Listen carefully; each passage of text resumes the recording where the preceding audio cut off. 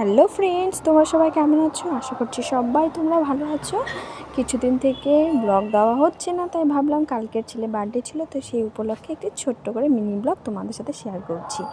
যদি ভিডিওটা ভালো লেগে থাকে তাহলে প্লিজ লাইক কমেন্ট করো, আর স্কিপ না করে পুরো ভিডিওটা দেখতে থাকো। সারাদিন আমরা কি করলাম। তো গিয়েছিলাম ছেলেকে নিয়ে একটু মন্দিরে, তো সেখানে গিয়ে পুজো দিচ্ছিলাম। কারণ আর তো কিছু বড় করে করা হবে না, মানে বিশেষ করে সেলিব্রেশনটা কিছুই করা হয়নি, ছোট্ট করে একটু করা হয়েছিল, 2-3 জনকে বলা হয়েছিল। তারপরে আমি আমার বোন দুজন মিলে গিয়েছিলাম মন্দিরে পুজো দেওয়ার জন্য। তো সেখানে আমাদের বাড়ির পাশে মন্দির আছে, এটা আমি আগেও 2-3বার ভিডিওতে দেখানো হয়েছে। এখানে পুজো দিতে গিয়েছিলাম, তো সেখানে আমার ছেলেকে নিয়ে গেছি। তো আমার বোন পুজো দিয়ে মন্দিরে ওকে নিয়ে বসেছে পুজো দিতে। আমি ওর ছেলেকে নিয়ে বাইরে দাঁড়িয়ে আছি, কারণ দুটো বাচ্চা এক জায়গায় থাকলে খুব বদমাশি করে। আর দেখো এখানেই বিয়ে হচ্ছে, নতুন বর বউ। তো এই টাইমেই আমরা এসেছি, যে এই টাইমে এখানে বিয়ে হচ্ছিল। তারপরেই এরা দুজন পুজো সেরে দুজন মিলে এখন চলে আসলো। তারপরে পাশে আবার শিব ঠাকুরের মন্দির আছে, মানে এখানেই বড়। তো সেখানেই হচ্ছে এখান থেকে বেরিয়ে তারপরে একটু মন্দিরের ওপরে গিয়ে ওরা ঘুরে আসবে, কারণ বোন এখানে আগে মন্দিরটাতে ঢোকেনি। ও বললো ঠিক আছে, আমি ওখানে একবারে ঘুরে আসি, প্রণামও করে আসবে। তারপরেই ওর ছেলেকে নিয়েও গেছিলো। তো সেখানে আমার ছেলেকে ভাবলাম একটু কয়েকটা ফটো তুলবো, সেখানে কিছুতেই ও ফটো তুলছে না, কিছু না।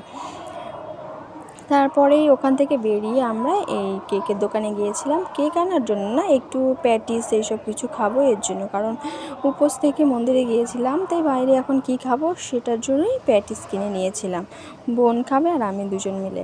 তো প্যাটিস, কেক এগুলো একটু কেনাকাটা করে তারপরে ওর মতন বাড়ি চলে গেল। তখন দুপুর টাইমে পরে আমি আমার ছেলেকে নিয়ে আমি বাড়ি চলে আসলাম।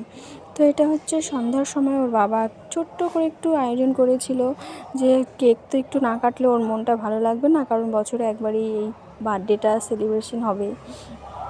সবারই ছোট হোক বড় হোক সবারই হয়, তো সেই জন্যই ওকে ছোট করেই করা হয়েছিল, পরে বড় করে করব। তারপরে এই যে ননদের মেয়ে, ওরা বিছানার মধ্যে বদমাশি করে যাচ্ছে। এই দেখো ছোট্ট করে ঘরের মধ্যেই একটু বেলুন একটু সাজিয়ে ফেলেছি। তারপরে এই কেকটা আনা হয়েছে, দেখো কেকটা কেমন হয়েছে প্লিজ কমেন্ট করো।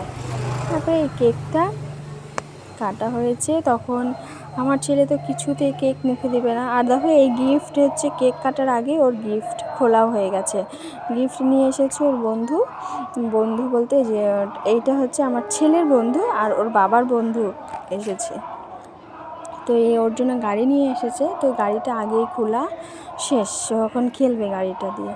তারপরে যে কেক কাটার সময় ও কিছুতেই, মানে কেক কাটবে ঠিক আছে আনন্দ মজা করে, কিন্তু কেক কিছুতেই মুখে দিবে না। ও মিষ্টি জিনিস একদম খেতে পছন্দ করে না। তারপরে ও খাবে না, তারপরে অনেক বলাতে ও তো খাবেই না। ও কাটিং করে ওর দাদাকে শুধু খাইয়ে দিল, ও কিছুতেই মুখেই দিল না। ও এইসব জিনিস, মিষ্টি জিনিস বলতে খুব মানে এইসব পছন্দই করে না। সেজন্যই ঠিক আছে, না খেলে আর কী করে জোর করে খাওয়াবে। আর আমার এই ভিডিওটা তোমাদের কেমন লাগলো প্লিজ কমেন্ট করো, আর তোমরা পাশে থেকো, সবাই ভালো থেকো, সুস্থ থেকো। এখানেই রাখছি, বাই।